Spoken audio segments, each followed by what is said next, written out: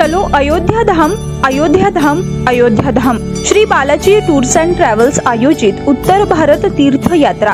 कमीत कमी खर्चात जास्तीत जास्त प्रेक्षणीय स्थळे पाहण्याचा आनंद घ्या।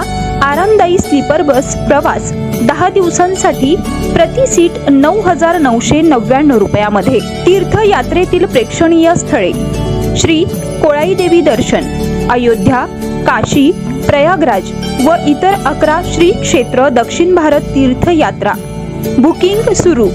यात्रा प्रस्थान मंगळवार दिनांक 25 जून 2024 रोजी सकाळी 9 वाजता।